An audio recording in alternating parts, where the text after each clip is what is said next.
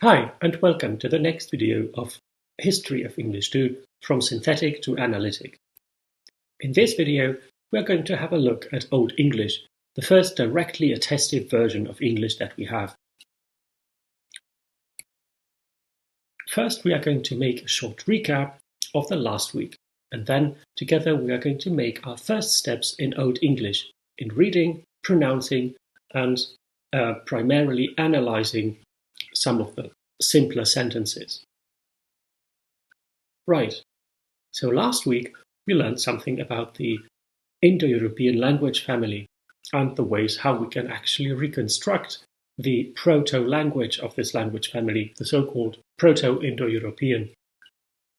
We've also learned something about the complex sound shift known as the Grimm's law. And by this set of sound shifts, we've also learned that a portion of the speakers of Proto-Indo-European shifted their pronunciation, and this new variety that underwent Grimm's law is known as Proto-Germanic, or sometimes only Germanic. As you can see here, this happened approximately around 500 BC, and this Germanic language later on split up into three main branches: North Germanic, West Germanic, and East Germanic.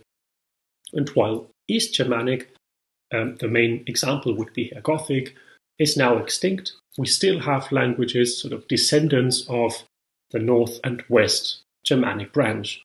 And English is part of the West Germanic branch, together with Dutch, Afrikaans, German, Yiddish, Luxembourgish, and so on. Right. So how did Old English actually look like? So Old English is the variety of English that was spoken approximately from the 5th century onwards until the year 1066. This is a pretty arbitrary year, but we could say that from the 5th to the 11th century we speak of Old English. And Old English was actually spoken by the Germanic tribes that migrated from southern Scandinavia and northern Germany to the British Isles. And as you might probably guess, they were not the first people on the islands. Before then, there were the Latin-speaking Romans, but those were at that time already gone. Who were not gone were the Celtic-speaking Britons and Picts. You can still hear and see descendants of these Celtic-speaking peoples on the British Isles nowadays, the speakers of Gaelic in Scotland and Ireland, and Welsh-speaking population in Wales. Later on, during the Old English era, we also get Old Norse speakers, the Vikings, that invaded the islands from the north and from the west. You can see them here on this map in this grayish area, which is known as the Danelaw. But more about that in a later video. The first evidence that we have of Old English comes in runic inscriptions.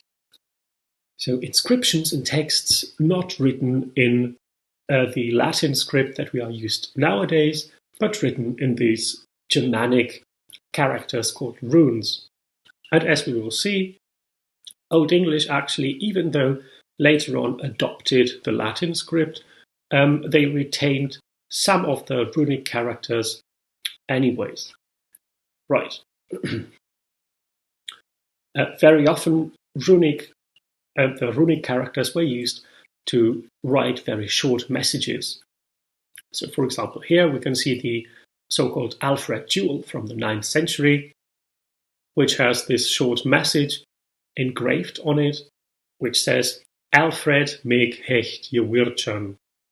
Simply meaning, Alfred, me in the accusative, hecht, ordered, think of the German heißen, and je wirtschan, made.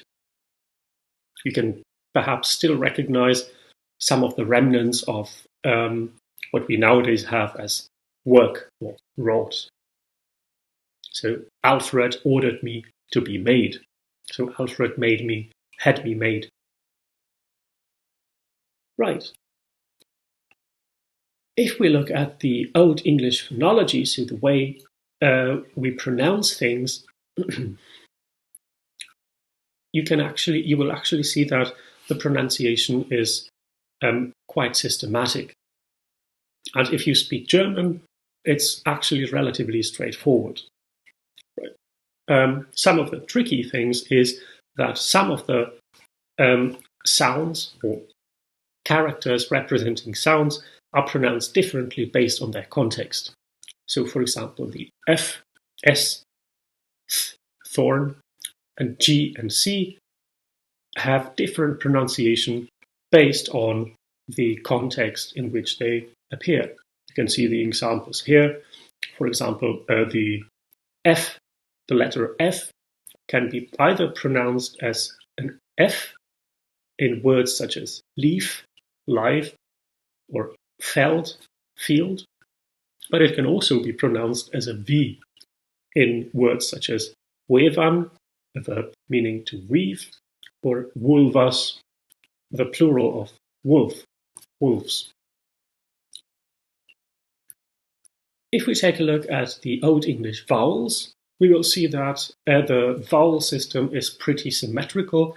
We have a system of long vowels and a equivalent system of short vowels, meaning that every vowel in Old English can actually be either short or long, which is not the case anymore in present-day English. Right, so for example, again, if we only have a look at the first line, we see here ease, and you see also the diacritic that is used in modern renderings of Old English to signal this vowel length, means ice, but is means the conjugated verb, the finite form of the verb to be. Right, and now let's have a look at our first text in Old English. We're going to read the so-called Ælfric's Colloquies.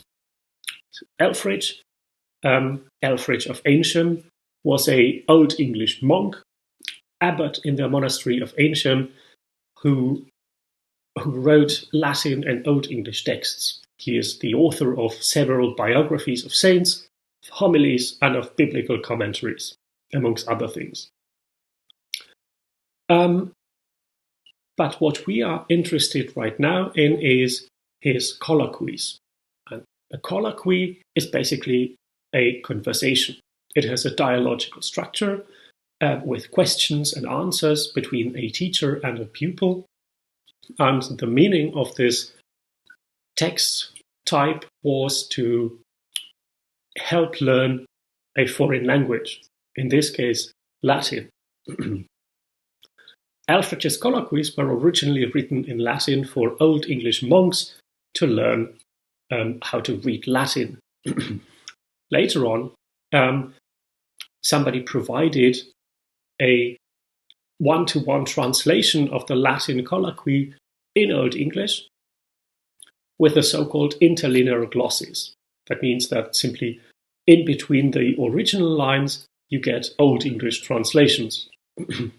And in the 19th century, an Old English scholar, Henry Sweet, actually reconstructed, based on these interlinear glosses, how Old English must have looked like at that time.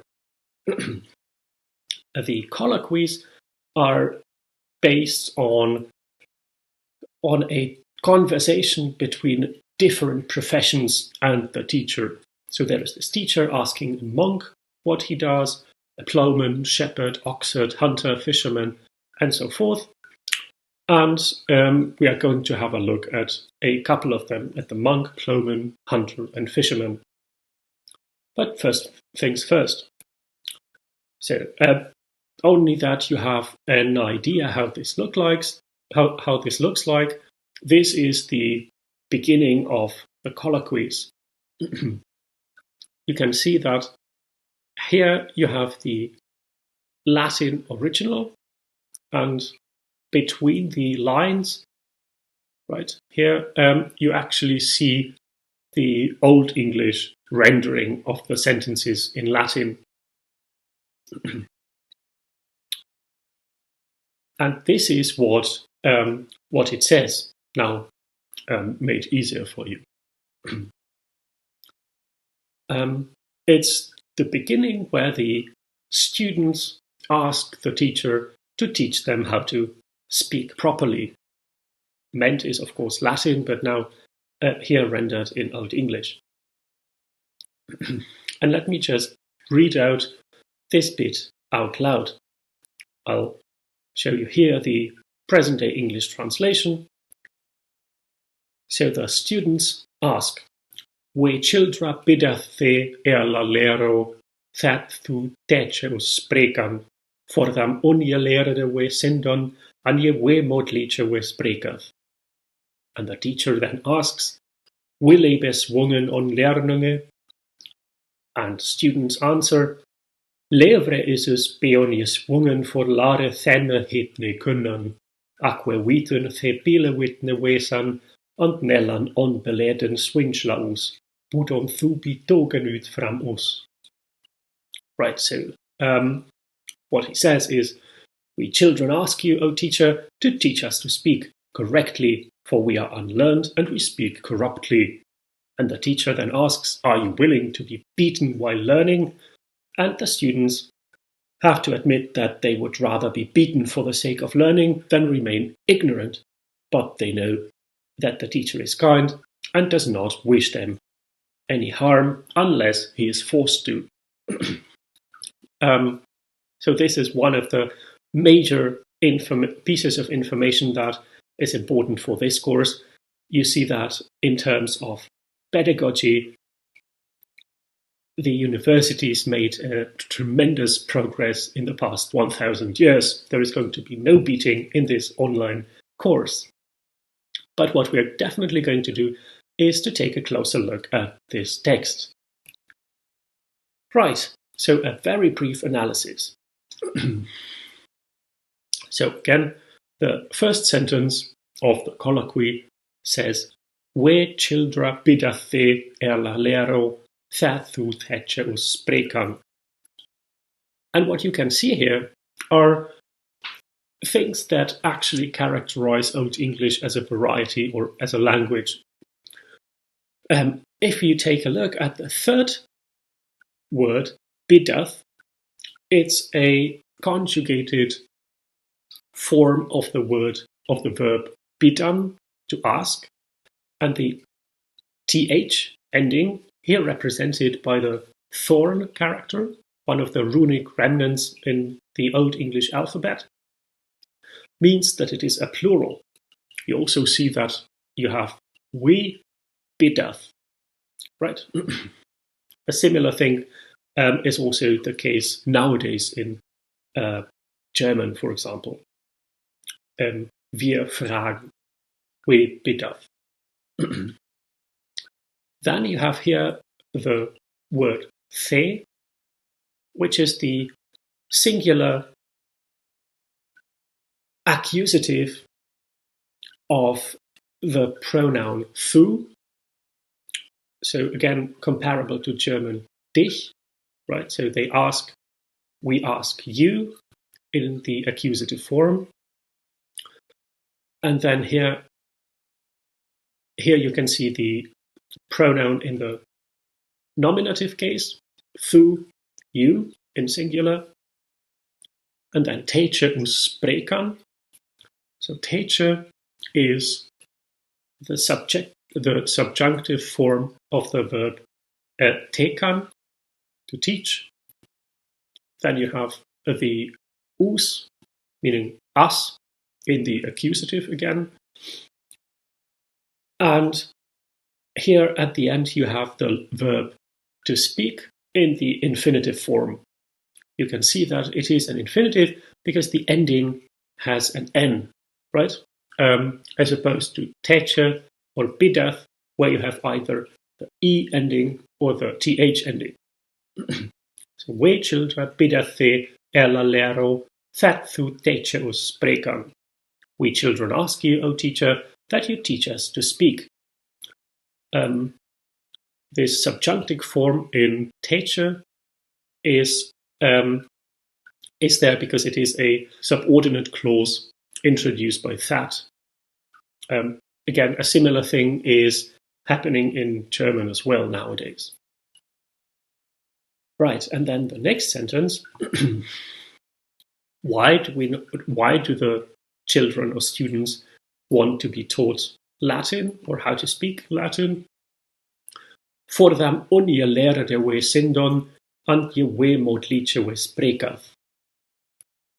Right. So because they are unlearned and want and speak corruptly. So let's take a look at that again. In the first bit, between the ampersand and in front of the ampersand, for them onjelærede we syndon, the interesting thing is the syntax. If you try to translate that one-to-one to present-day English, you will get something like, because unlearned we are, right? Sort of this Yoda-style syntax. But this was the normal thing in Old English. After a subordinate clause, the word order was comparable again to present-day German. So the finite verb comes at the end, right? So for them onjelærede we syndon. And nowadays, in present-day English, you would get because we are unlearned, right? So the finite verb is not at the end of the clause. Another interesting thing is here syndon. It's the plural finite form of the verb to be. Again, if you speak German, you might easily recognize the form sind.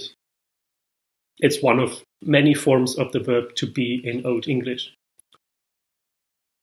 Right, and the sentence continues. Je we modliche we spreketh. The last verb, again at the very end, the final position, has the th ending that we have actually already seen in the first sentence above, in the verb bideth, to ask. Now we have we spreketh, and as you might recall, the th ending means that it is a plural. So we spreketh, we speak, wir sprechen. But then another interesting thing is this adverb, je we modliche. Here the G is pronounced as a y, and the C at the end as a ch. Je we modliche is actually made up of three parts. We have je we mod, meaning corrupted, a participle of the verb wemman, to corrupt. And then you have the ending leech, and we'll talk a bit more about that later on in this course. But for now, it is sufficient to say that this ending means that whatever it is attached to is an adjective, right? So in present-day English, you have it as ly, so happy, happily, right? And then here you have another ending, the e, which actually signals that the word is an adverb. So je we modliche, corruptly, in a wrong way. So let me wrap this up. We children bideth thee, ella lero, that thu teacher us sprekan, for am onjelærede we syndon, and je we modliche we spreketh.